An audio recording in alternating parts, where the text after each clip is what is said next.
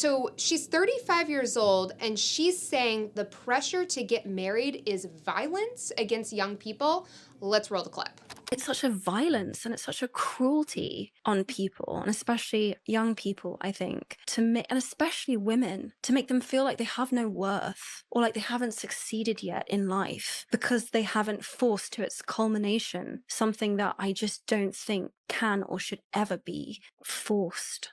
Reverse stigma nowadays with getting married young. It's actually discouraged nowadays. When, back when our grandparents were getting married, or our grandfathers were like going to war, or they were marrying their high school sweetheart at like 17, 18 years old. And it was in a culture that was actually celebrating that. When you were creating a legacy with your spouse and creating children and a family, that was something to actually be encouraged in society, and it was actually widely accepted and appreciated because you're in a covenant with somebody and you're passing on your family name and your legacy, and it creates more meaning and purpose in your life. And now we live in a day and age where now it's frowned upon. I don't understand that. Yeah, I think you touched on something important. The stigma is actually in reverse. Like, these feminists pretend like there's some pressure to get married now. I will say, so I grew up in the San Francisco Bay Area, and then I've only lived in D.C. or New York. I lived in New York for 1 year. So I've only lived in like very liberal areas my entire life. And so I got married at 23 and I had Vivian at 24, and my husband is basically the same age as me. And I always joke to people, I'm like a teen mom in DC. Like, I go to classes and all the moms are a lot older because I think, I looked this up one time, but the average age that women are having kids in the DC area is 33 years old. And so that's obviously like 10 years older, almost 10 years older than when I had Vivian.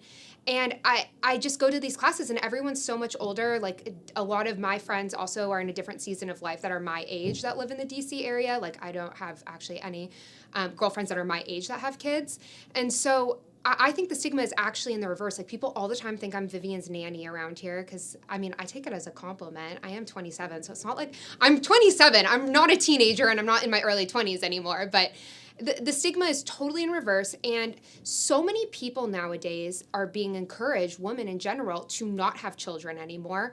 And that is just such a crazy thing because, like, our ancestors, think about the decision not to have children. You have ancestors that, fought tooth and nail to continue your family legacy, and then some millennial in this day and age is like, you know what, I like living in my Brooklyn apartment and having my cat and drinking rosé, and I don't want kids, so I'm just going to end my whole bloodline.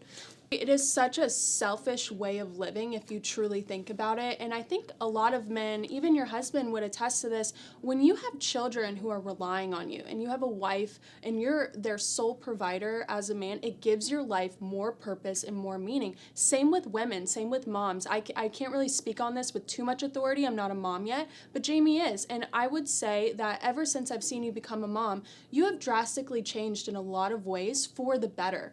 And that's why we have become so close, and we have the dynamic that we have. We've seen each other in every single season of life, and it has given your life more purpose and more meaning. Would you say so? Oh, 100%. Marriage and motherhood is literally the best decision you can ever make.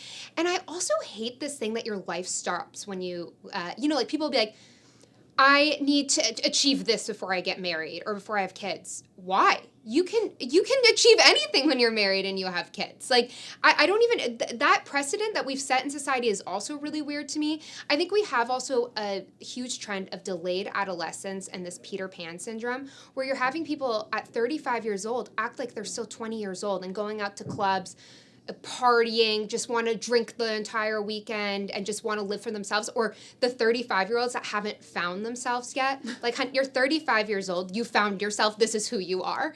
And I think, there's never going to be the perfect time in life, and I know we're going to get into this later, to have kids, but just jump into it and have fun, and it's not violence. And the last thing I'll bring up on this topic is I love how they talk about violence nonstop, that, speech is violence. If you say this, it's violence. If you say a man can't become a woman, that's violence.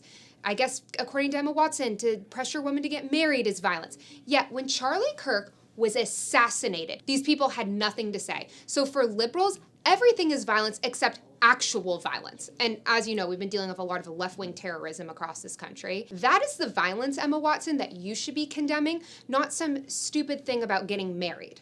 I think these people are just so disconnected from reality. Make sure to subscribe to our YouTube channel to see our new shows every single Wednesday.